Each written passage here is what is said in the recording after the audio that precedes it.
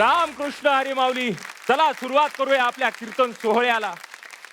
माऊली आपल्या वारकरी संगीताची आणि वारकरी सुरांची खांद्यावर पताका घेऊन त्याने हा संप्रदाय आणि संप्रदायाचे संगीत सर्व दूर पोहोचवलं, अगदी जगभरात. त्याचबरोबर संप्रदायाने त्याचं नावही अगदी जगभरात पोहोचवलं. आपल्या सोनी मराठीच्या कुटुंबाचा तो लाडका सदस्य आहे. मराठी इंडियन आयडलचा तो सितारा आहे. हिंदी इंडियन आयडलचे पर्व गाजवून तो आज आपल्याकडे गायनाच्या सेवेसाठी उपस्थित झाला आहे. जोरदार टाळ्या झाल्या पाहिजे चैतन्य देवडे माऊली यांच्यासाठी. माऊली, आपल्या आवाजाने आजच्या भागाची प्रसन्न सुरुवात झाली. खरं सांगा, कसं वाटतं या मंचावर येऊन? तर सर्वांना खूप खूप नमस्कार. रामकृष्ण हरी. खूप छान वाटतंय या मंचावर येऊन. आणि वारकरी संप्रदायाचा माझ्या फॅमिलीला सुद्धा वारसा आहे. आपल्या वारकरी संप्रदायामध्ये जेवढे कीर्तनकार आहेत त्यांना एक खरं प्लॅटफॉर्म देण्याचं काम सोनी मराठीने केलंय, मला असं वाटतं. खरं तर आज या सोहळ्यासाठी आपण उपस्थित आहात. मी आपल्याला विनंती करतो की आमच्या सेवेकऱ्यांची आपण सेवा पाहावी. मी आपल्याला विनंती करतो आपण आसनस्थ व्हावं. रामकृष्ण हरी. रामकृष्ण. बरं माऊली, संघर्षाचा काळ डोक्यावर असल्यावर एका बापाला आपला पोरगा डॉक्टर, इंजिनियर, वकील, कलेक्टर, सरकारी ऑफिसर इत्यादी व्हावा असं वाटणं बरोबर आहे. पण कीर्तनकार, खरं तर अशा त्यागाला आणि जिद्दीला प्रणामच केला पाहिजे. बापाचं स्वप्न आज पोराच्या खांद्यावर आहे. चला आता पाहूया कोण होणार महाराष्ट्राचा लाडका कीर्तनकार. या टीमने केलेली आपल्या या सेवेकऱ्याची वारी. सेवेसाठी पाचारण करूया हरिभक्ती परायण वैष्णव महाराज साबळे यांना. जय जय राम कृष्ण हरी. जय जय राम कृष्ण हरी. जय जय राम कृष्ण हरी. हरी जय जय राम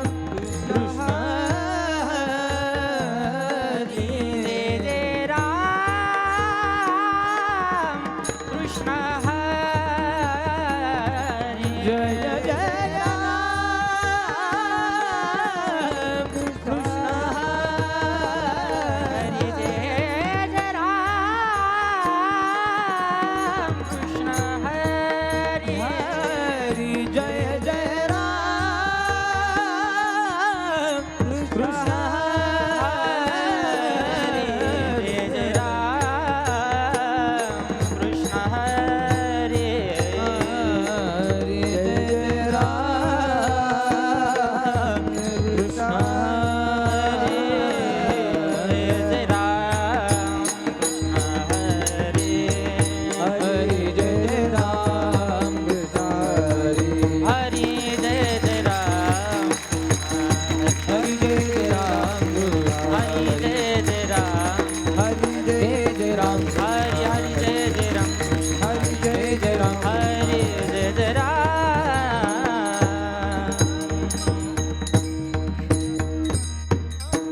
भक्ती प्रेमा बिन ज्ञान नको देवा.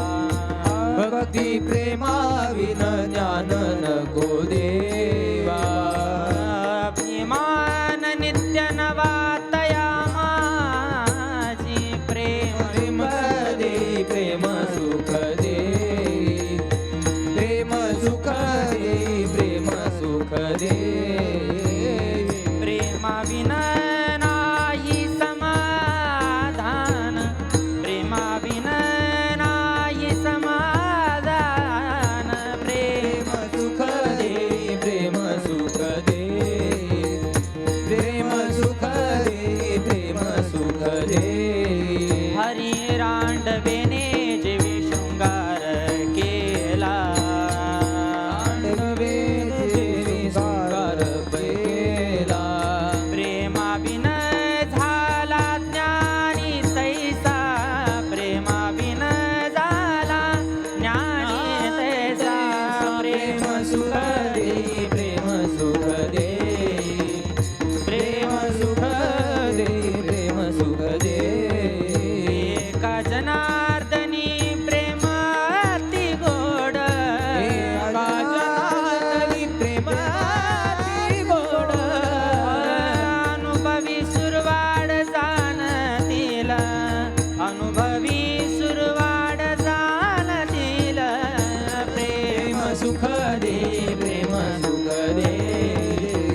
प्रेमाविना समाधान समाधान जय विठ्ठल विठ्ठल विठ्ठल विठ्ठल विठ्ठल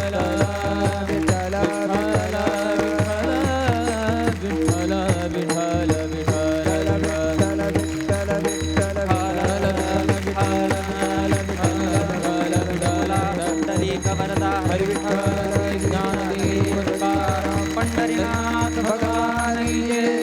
ज्ञानेश्वर महाराज की जय. गुरु तुकाराम महाराज की जय. ब्रह्म एकनाथ महाराज की जय. बजरंग बली की जय. सब संतन की जय. बोला पुंडलिक वरदारी विठ्ठल ज्ञानदेव तुकाराम. पंढरीनाथ भगवान की जय. माऊली ज्ञानेश्वर महाराज की जय. जगद्गुरु तुकाराम महाराज की जय. विठ्ठल विठ्ठल विठ्ठल विठ्ठल विठ्ठल. प्रस्तुत प्राप्त प्रसंगी प्राप्त स्थळी संप्राप्य सेवेसाठी निवडलेला अभंग महान भगवत भक्त पैठण निवासी एकनाथ महाराज यांचा अखिल विश्वाला गोदावरी मातेप्रमाणे पावन करणाऱ्या अभंग संहितेतील भगवंताकडे विलक्षण असणारी प्रेम स्वरूपा भक्ती मागणारा अभंग आजच्या सेवेसाठी घेतलेला आहे. सर्वप्रथम नाथरायांचा अधिकार बघायचा झाला त्याआधी सर्वसामान्यांचा आपण विचार करू. काही लोकांच्या आयुष्यामध्ये थोडी श्रीमंती आली तरी त्यांच्या आयुष्यातली शांती हरवून जाते. काही सर्वसामान्य माणसाला थोडं ज्ञान प्राप्त झालं की त्याला अहंकार येतो आणि तो त्याच्या मोक्षाच्या मार्गावरून भटकतो आणि बाजूला जातो. काही काहींचा विचार केला तर फक्त मोठ्या कुळात जन्माला येऊनही त्यांना अहंकार प्राप्त होतो. आता विचार करा, प्रचंड श्रीमंती आहे, प्रचंड ज्ञान आहे आणि मोठ्या कुळात जन्माला येऊनही शांत ते एकनाथ महाराज. खूप जास्त श्रीमंती असूनही अहंकार नाही ते एकनाथ महाराज. भरपूर जास्त ज्ञान असून अहंकार नाही ते एकनाथ महाराज. आणि मोठ्या कुळात जन्माला येऊनही अहंकार नाही ते एकनाथ महाराज. अशा नाथांचा अधिकार बघायचा झाला तर 36 वर्ष भगवान परमात्मा ज्यांच्या घरी राबतो. सुरुवातीचे 12 वर्ष मुख्य यजमानाच्या रूपाने कथा श्रवण करतो. आता कथा सांगणारा वक्ताज महाविष्णूचा अवतार आहे, मग कथा ऐकणारा मुख्य यजमान पण मोठा असला पाहिजे ना. 12 वर्ष भगवान परमात्मा नाथरायांच्या घरी कथा श्रवण करतो. त्यानंतर 12 वर्ष दत्तात्रेय चोपदार येथे उभा काठीकर. त्यानंतर 12 वर्ष द्वारकेची मूर्ती एकनाथा घरी पाणी वाहे हरी कावडीने. पंढरीचा मालक माझा मालक पांडुरंग परमात्मा नाथरायांच्या घरी 36 वर्ष राबतो. हे असणारा नाथांचं वैभव आणि त्यांचा अधिकार.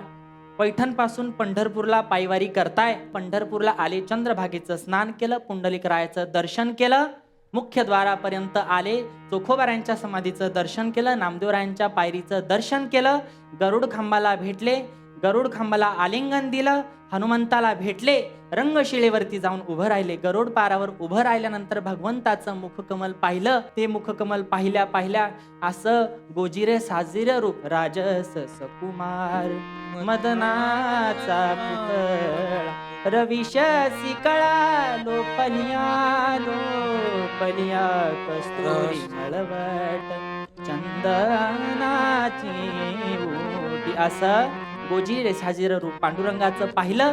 पाहिल्या पाहिल्या समाधान वाटलं. घाईघाईने पुढे गेले. गेल्यानंतर भगवंताला आलिंगनच दिलं. आलिंगन दिल्यानंतर चरणावरती नतमस्तक ठेवणार तेवढ्या टायमामध्ये भगवान परमात्मा खाली उतरले, नाथरायांना आलिंगन दिलं आणि नाथरायांना म्हणू लागले, अरे नाथा, माझ्यासाठी तू पैठण पासून पंढरपूरला पायी चालत आलास. उन्हाचा विचार केला नाही, पावसाचा विचार केला नाही, तहानेचा विचार केला नाही, भुकेचा विचार केला नाही. मग नाथा, मी तुझ्यावरती प्रसन्न आहे आणि मला तुला काहीतरी द्यायचंय. त्याच्यामुळे नाथा, माझे अशी इच्छा आहे की तू मला काहीतरी मागव. त्यावेळेस नाथराय म्हणतात, देवा, हा तुझा स्वभाव काय मला माहित नाही का? तू ज्याला ज्याला आतापर्यंत प्राप्त झालास त्याला त्याला तू हाच प्रश्न विचारलास आणि कोड्यात पाडलं की तू मला काहीतरी माग. 80 वर्ष शबरी प्रतीक्षा करते. 80 वर्षानंतर तू तिथे गेला आणि तिथे जाऊनही त्या शबरीला हाच प्रश्न विचारला की तू मला काहीतरी माग. हा देवा तुझा स्वभाव काय मला माहित नाही का? मग त्याच्यामुळे देवा, मोठ्यांचं वर्णन मला माहितीये आणि मोठ्यांच्या श्रेष्ठांच्या आचरणावरती मी जगणार आहे.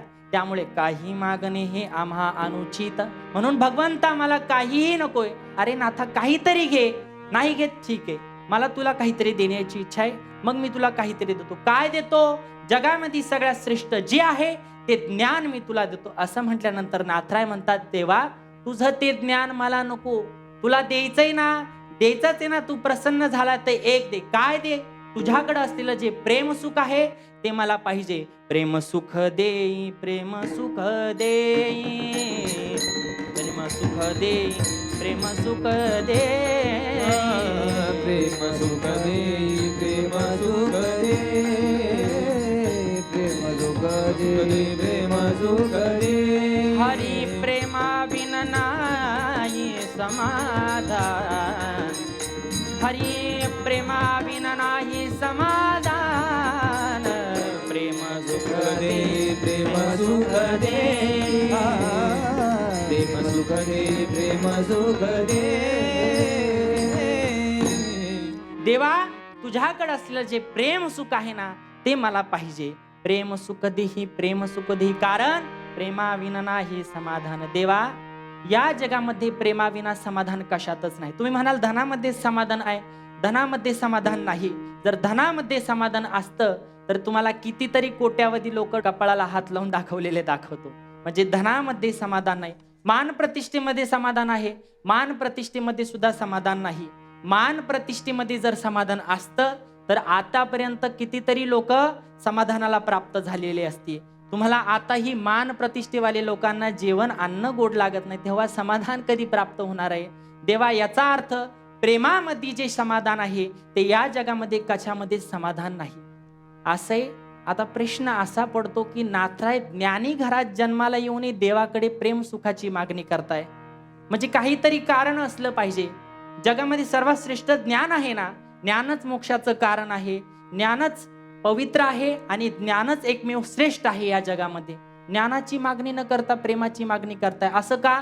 तर त्याचं कारण असं, ज्याला ज्याला आतापर्यंत ज्ञान प्राप्त झालं तो एकतर मोक्षाला प्राप्त झाला, जन्म मरणाच्या फेऱ्यातून मुक्त झाला, नाहीतर अधोगतीला गेला. असं का? ते ज्ञान जर परिपक्व झालं तरच तो व्यक्ती सच्चिदानंद स्वरूपाला प्राप्त होतो, आणि नाही झाला तर मग त्याला अहंकार येतो, आणि अहंकार आल्यानंतर तो अधोगतीच्या मार्गाला जातो. हे मात्र खरे. नवल अहंकाराशी गोठी, विशेष न लगे अज्ञान पाठी, सज्ञानाचे झोपे कंठी नाना संकटी नाचवी. असं हे ज्ञान जर परिपक्व झालं तरीच तो सच्चिदानंद स्वरूपाला प्राप्त होतो.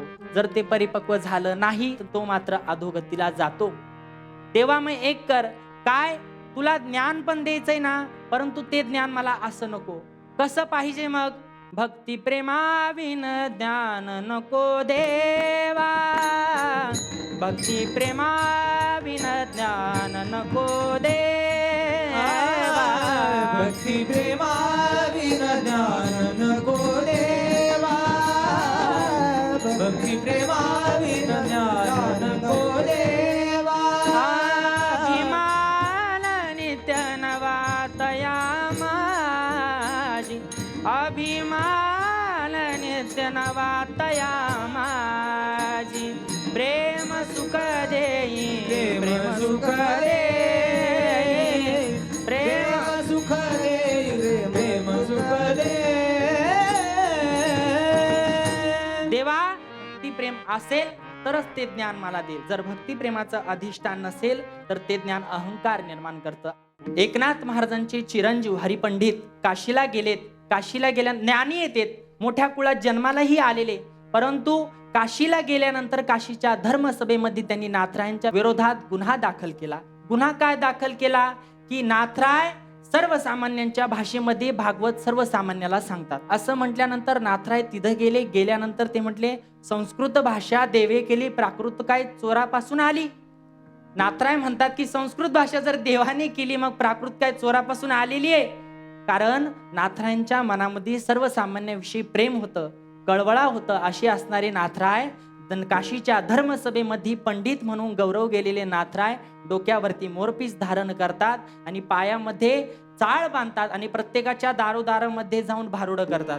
हा मोडके से घर तुटके से छप्पर देवाला देवघर नाही. मला दादला नको ग बाई, मला दादला नको ग बाई, मला दादला नको ग बाई, मला दादला नको ग बाई. हा दादला नको ग बाई, मला दादला नको ग बाई, मला दादला नको ग बाई, मला दादला नको ग बाई. आई सत्वर पाव ग मला भवानी, आई रोड गावाहीन तुला. सत्वर पाव ग मला भवानी, आई रोड गावाहीन तुला. सासरा माझा गावी गेला तिकडच खपवत्याला, सासरा माझा गावी गेला तिकडच खपवत्याला. सत्वर पाव ग मला भवानी, आई रोड गावाहीन तुला. सत्वर पाव ग मला भवानी, आई रोड गावाहीन तुला. नाथरायांच्या आयुष्यामध्ये ज्ञान पण आहे आणि भक्तिप्रेमाचं अधिष्ठान पण आहे. त्यामुळे काय झालं, त्यांना सर्वसामान्याविषयी त्यांच्या मनात प्रेम उत्पन्न झाला आणि कारुण्य उत्पन्न झालं. कधी कधी गुणवत्ता भरपूर असते, ज्ञान पण भरपूर असतो, परंतु त्याच्यामध्ये जर परमार्थ नसेल तर कधी कधी गडबड होते. आता संगमनेर तालुक्यामध्ये शाहीर अनंत फंदे नावाचे शाहीर होऊन गेले. ते महिलांच्या शृंगाराचं वर्णन करणाऱ्या लावण्या सादर करत होते. तिथे पुढे पुण्यश्लोक मातोश्री अहिल्याबाई सुद्धा येऊन बसलेल्या होत्या. महिलांच्या शृंगारावरती वर्णन करणाऱ्या लावण्या त्यांनी सादर केल्यानंतर मग अहिल्याबाई शेवटी राणी, कलेचा सन्मान करणाऱ्या मानाचा घोडा मानाचा तोरडा देऊन शाहीर अनंत फंदेचा सत्कार केला, त्यांचा सन्मान केला. आणि मग वरती गेल्यानंतर शाहीर अनंत फंदेला ते एक वाक्य बोला, शाहीर तुमची शाहिरी खूप भारी आहे हो, तुमची प्रतिभाही खूप छान आहे, परंतु ही प्रतिभा जर परमार्थाचं कुंकू लिहिली असती तर अतिउत्तम झालं असतं. असं झालं. त्यावेळेस शाहीर अनंत फंदेनी त्यावेळेस महिलांच्या शृंगाराच्या वर्णन करणाऱ्या लावण्या बंद केल्या आणि परमार्थाकडे आले. आता नीट ऐका, परमार्थाचं कुंकू लिहिलं नाही तर विधवा पण वाटेला येतं. आणि एकदा विधवाबाई झाली की विधवा झाल्यानंतर विधवाबाईंनी शृंगार केला, परंतु जर कुंकूच लावली नाही तर त्या शृंगाराचा काय, ते शृंगार व्यर्थ आहे. अगदी तसं प्रेमाविन झाला ज्ञानी तैसा, रांडविने जेवी शृंगार पै केला, प्रेमाविन झाला ज्ञानी तैसा. असं असणार प्रेम अति गोड आहे, दुर्लभ आहे. असं हे प्रेम कोण जाणत, एका जनार्दनी प्रेम अति गोड, एका जनार्दनी प्रेम अति गोड. अनुभवी सुरवाड जाणतीला, अनुभवी सुरवाड जाणतील.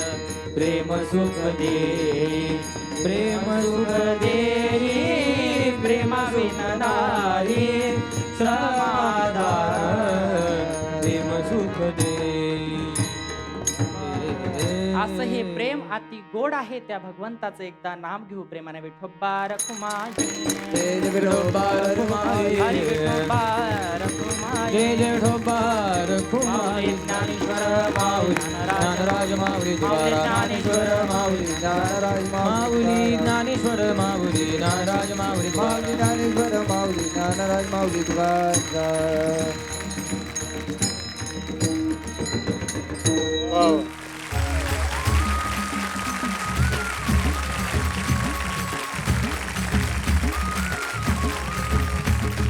माऊली, सुरुवात करूया आपल्यापासून. वैष्णवाचं बळ काय ते वैष्णव महाराज साबळेंनी दाखवून हा, दिलं. जय हो, जय हो.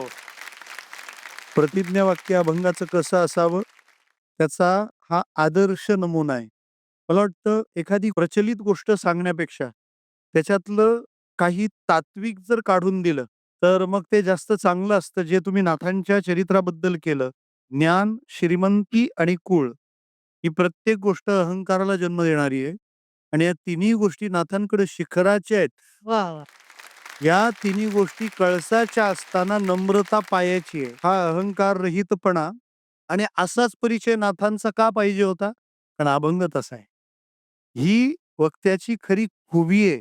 आणि एखादा दृष्टांत समर्पक हवा असतो, जो आपण कवी अनंत फंदींचा, ज्यांचा फटका प्रसिद्ध आहे हा. सगळीकडे, पण त्यांना पण कोणतरी फटका दिला. त्या पुण्यश्लोक अहिल्यादेवी होळकर त्यांचा जो संवाद आपण मांडला, या संवादातून एक तात्पर्याला अत्यंत छान अशी पुष्टी आणि इतक्या कमी वेळेत हे सगळं तुम्ही बसवलं.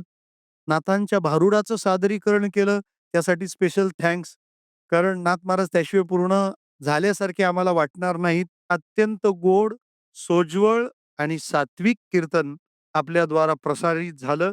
मला वाटतं अशाच कीर्तनकारांचं दान समाजाला व्हावं ही निवृत्तीनाथ महाराजांच्या चरणी प्रार्थना.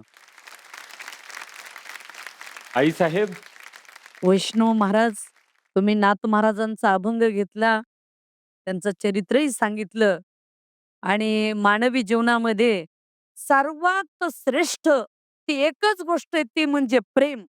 प्रेमामुळेच माणूस जग जिंकू शकतो. म्हणून माणसाकडं प्रेम कसं असावं हेही तुम्ही सांगितलं. खूपच सुंदर विवरण केलं. ते विवरण तुम्ही इतकं छान केलं की आमचे आदरणीय दादा तुमच्या या कीर्तनाने त्यांना उभा केलं. एवढं तुम्ही कीर्तन उभं केलं आज हा, या प्रेमाने. म्हणून तुम्हाला खूप खूप शुभेच्छा. वा. यांनी अभंगात प्रेमाची अनेक उदाहरणं दिली आणि हे तेव्हाच होतं ज्यावेळेस एखादा कृष्ण अनेक गोपिकांचं मन मोडतो. वा. पहिल्या भागाची सेवा झाली महाराजांची. महाराजांसाठी खच आला पत्रांचा. पण एक पत्र असं होतं, महाराज राहवलं नाही म्हटलं, याचं मंचावर सादरीकरण झालं पाहिजे. हा. विराहातली गोपिका आहे, हा. तिला काहीतरी बोलायचं या कृष्णासाठी. बर, आपली अनुमती असेल तर वाचू. नक्की. वैष्णवजी महाराज रामकृष्ण हरी माऊली. ईश्वरजी, हो, कीर्तनाची सुरुवात वैष्णव महाराजांनी केली आणि त्याचा कीर्तनाचा शेवट ताईने केलाय. ज्ञान नको असं नव्हतं म्हटलं नाथांनी, पण ते प्रेमासह असेल तरच चालेल. या उभ्या असलेल्या दोन्ही ज्ञानमूर्ती ह्या आधी प्रेममूर्ती आहेत, म्हणून हा हृदय प्रसंग अनुभवता आला.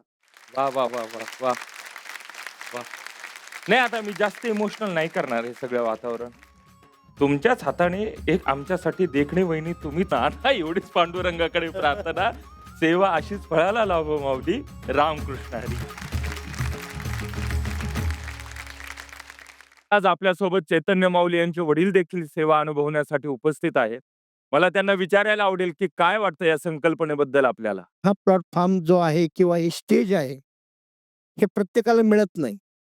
परंतु या माध्यमातून सोनी मराठीने हे जे नियोजन केलंय तर हे कौतुकास्पद आहे. आणि सर्व सांप्रदायिक समाज आहे, लोक आहेत जे संप्रदायाला मानतायत, साधू संतांवरती असणारं जे त्यांचं लक्ष आहे किंवा जे काही वाचन आहे, सहजासहजी हे प्रत्येकाला ऐकायला मिळत नाही. परंतु घरामध्ये जर प्रत्येकाच्या टीव्ही असेल त्या माध्यमातून प्रत्येकाला हा आनंद उपभोगता येईल. त्यामुळे हा जो कीर्तनाचं माध्यम आहे हे खूप आणि खूप भावण्यासारखं आहे असं मला वाटतंय. आमंत्रित करूया हरिभक्ती परायण वैष्णव महाराज साबळे यांना. खर तर हा महाराजांच्या साधनेचा योग आहे आणि त्यांच्या कीर्तन सेवेचाही, की त्यांची कीर्तन सेवा झाल्यानंतर आपल्या दोन्ही कीर्तन सारथ्यांनी उभं राहून त्यांचं अभिनंदन केलं. आणि त्याच कारणामुळे आज वैष्णव महाराज हे अंतिम 36 मध्ये जात आहेत. तुमचं खूप खूप अभिनंदन. वारे अखंड चालू राहो. रामकृष्ण हरी. माऊली, खरं तर आपला प्रत्येक कीर्तन सेवेकरी ज्या अंगानं आणि ज्या वेगवेगळ्या भागात कीर्तन सेवा सादर करतो त्याच्यासाठी त्याच्या पाठीमागे काम करणारे काही दैवी हात आहेत, जे अभंग निवडीपासून त्यांना या व्यासपीठावर येऊन सादरीकरणाचे धडे देतात. आज आपलं भाग्य आहे आपल्यासोबत ते दोन्ही हात आहेत. आपण मंचावर आमंत्रित करूयात हरिभक्ती परायण गणेश महाराज भगत आणि हरिभक्ती परायण सचिन महाराज पवार यांना.